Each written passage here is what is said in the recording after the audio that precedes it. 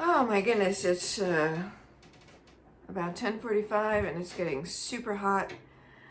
I just watered a bunch of stuff and was swearing at the grasshoppers. The grasshoppers got a late start this year and I had hope. But now everything is being demolished by these massive grasshoppers. I'm so depressed. They just stripped almost all the leaves off my new baby mulberry tree. They've eaten the leaves off my green bean plants. It's just this endless list of things they're eating. It's so depressing. And the heat. But I gotta get started. So, welcome to the Git Go. I am in my big shed and getting ready to cut a couple boards. I'm bearing down on the end of installing the joists on Stanley's house, so I'm really excited. I really only have 4 more joists to put up, and they're pretty small ones. So yay! And no more fooling around. I gotta get going. So enjoy.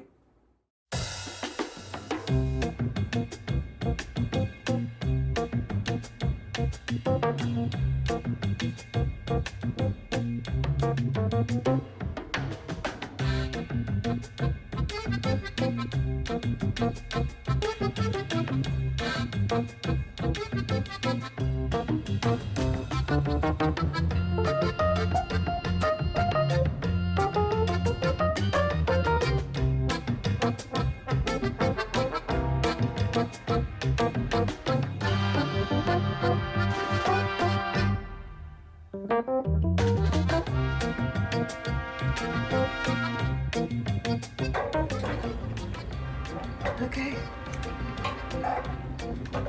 I'm done.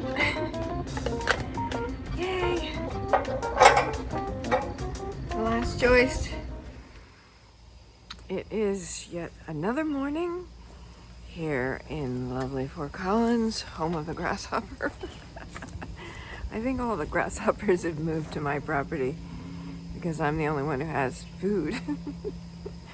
Everybody else has lawns with weed and feed on it. They don't know I'm not feeding them. I don't know why grasshoppers eat only the stuff you want to eat. Why can't they eat bindweed or the other stuff? I don't get it. Anyway, it's the weekend, Saturday, so I am so excited because look at that. I got done with all the joists, and I only had I think I only had 2 joists that needed to be recut, and only 2 that are slightly off because of all the warping of the wood, but it's gonna look great when I get it all painted and everything, and that's what I have to do starting on Monday. So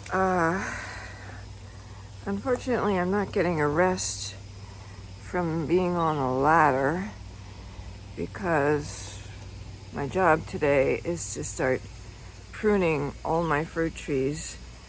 I'm kind of behind the 8 ball on the summer pruning to keep these trees small, and they're really growing quite large, so I have to use my ladder. And all the apricots and peaches are growing huge out of the cold frame, and so I think I might have to climb up on top of the cold frame to prune those. But I'm getting my exercise, so I am going to carry on now. I wonder what you guys are doing this Saturday. How many of you are on the ladder? I really want to know. Am I the only one?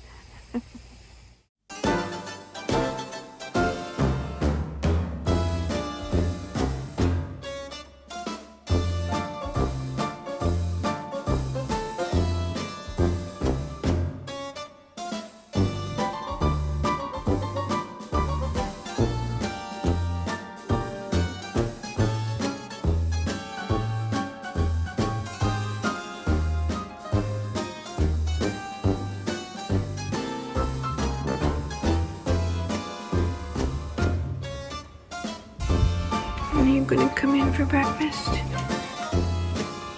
you gonna come in for breakfast? You want some breakfast?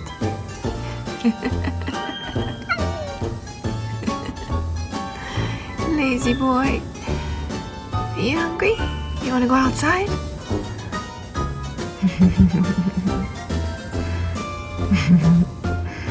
Want some breakfast?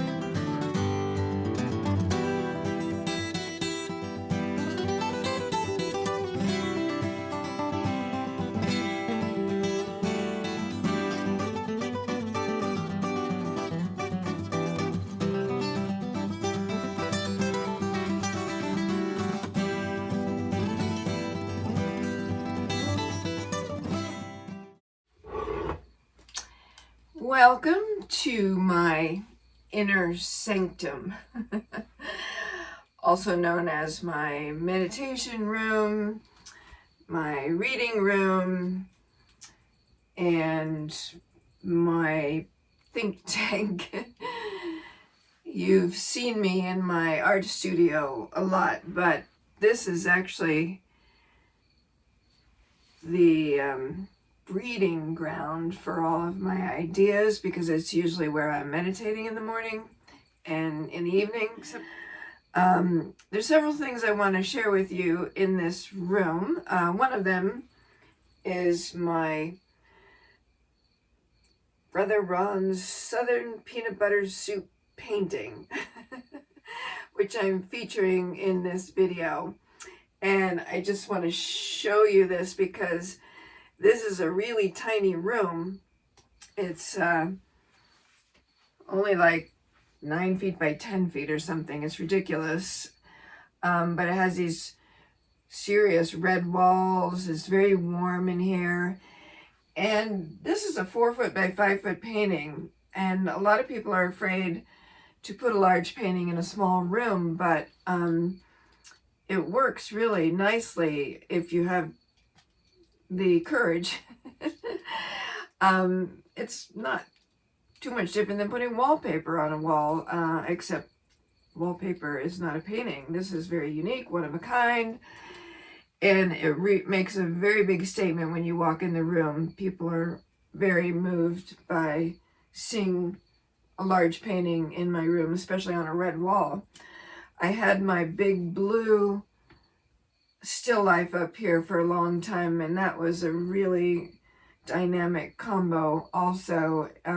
That painting got sold from the New York gallery not long ago, and so now I have this painting up here. I want to share with you some things that are of paramount importance to me, and that has to do with the journey on the spiritual path. I have mentioned that I'm a student of the Ageless Wisdom Teachings, and if you've seen other videos of mine, you may have heard me say that.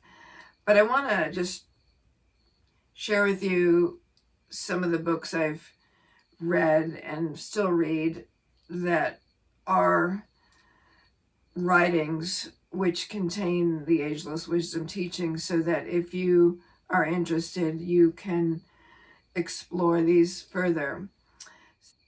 To start this little subject of my spiritual path, I'm just going to show you these pictures of Maitreya, the world teacher that I have mentioned, as he appeared at a prayer gathering in Nairobi, Kenya in 1988. This woman in blue is named Mary Akatsa, and she was holding her usual prayer gathering, and this being in this white robe just appeared out of the blue in her midst and spoke in perfect Swahili for about 15 minutes, outlining his teachings. A whole circle of people fell to their knees, yelling "Jesu, Jesu," because they thought he was Jesus Christ, and many were healed and walked off without their crutches. Some people wet their pants. This was written up in the Kenya Times, and it was run on CNN. And since that time, he has made numerous appearances around the world. So this is Benjamin Krem, who I have talked about over the years. He's my spiritual mentor. He passed away several years ago at the age of 92, I think. He traveled around the world tirelessly, bringing this message of Maitreya's emergence into the world. Mentioned these series of blue books are the Alice Bailey books. This was an installment of the Ageless Wisdom Teachings from the 1800s, along with writings by H.P. Blavatsky. She wrote The Secret Doctrine, and they were dictated by a master. These were dictated by the master DK. Also, his name is Dwal Cool. He's very well known in esoteric circles. My favorite books, which I have lots of bookmarks in, are Discipleship in the New Age, Volume 1 and 2. And these are actually letters that were written by the Master DK to a number of his disciples. And I found them very moving to read and showed the great compassion of a master towards his students. This is my other favorite one. It's called A Treatise on White Magic, and you can see I have that one bookmarked seriously. These are all basically books that explain the spiritual path and how to be a disciple in the world and overcoming glamour, learning detachment, lots and lots of things. In fact, there's one book here which is called Ponder on This, which I think is great because it's a compilation. You can look up any kind of subject you want, and there will be excerpts from the different books on that subject, so you can read little snippets on different subjects. Now, Benjamin Krem's books, these are contemporary edition of the Ageless Wisdom Teachings, and these are in a format, question and answer format, very easy to read. Maitreya's Mission, Volume 1, 2, and 3. He has a number of books, The Art of Cooperation, The Awakening of Humanity, Unity and Diversity, The Gathering of the Forces of Light, UFOs, The Art of Living, and the Master DK dictated this one through Alice Bailey, The Reappearance of the Christ, and Benjamin Krem wrote a book called The Reappearance of the Christ and the Masters of Wisdom. So it's very exciting information and a message of hope for mankind. Here is my little think tank corner over here. My sketchbook and all my notebooks of things I want to create and do, and I draw a lot of pictures. This is my backyard. As it will look in the future. And I'm not even going to bother explaining this because you'll never get it. Sometime in the near future, I will give you a diagram so you can see what I'm doing outside in the back. Right now, I'm working on Stanley's house, which is this right here. And this is my shed, which I'm planning to make into a part greenhouse. And this is my house over here. So, on this page, you can see I've been figuring out what I'm going to do when I take the kitchen cabinet doors off and make them into a floor for my upstairs bathroom. It's a really beautiful hickory, and I don't want the cabinets anymore, so I'm going to take this beautiful wood off and use it as a floor. And I have, this is some figuring I was doing for the greenhouse panels that I bought for my greenhouse. This is all the wire that I needed for Stanley's house. This is a little picture of the shed as it's sort of maybe going to look. This is the existing cold frame outside. And I'm going to take the roof off and put the greenhouse panels. And then I'm going to make a wall down the middle, hopefully, and have a workshop on the back side and a greenhouse on the front side with lots of windows. So you can see this is what I'm up to up here when I have time, which is not lately. Anyway, here is my current conundrum. When you collect stuff, then you have to find a place for it. And I have a little interesting way that I have decided to hang these. Okay, scissors, push pins, paper cups,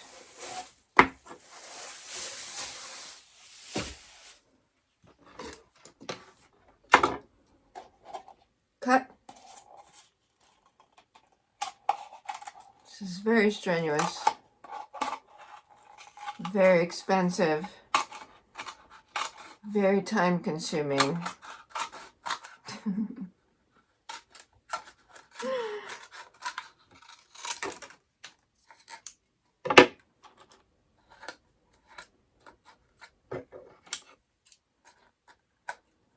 The trick is to never have anybody visit your house who's going to take your hats off the wall, because then they're going to see a paper cup. So there you go. Put it on the wall and hang your hat on it.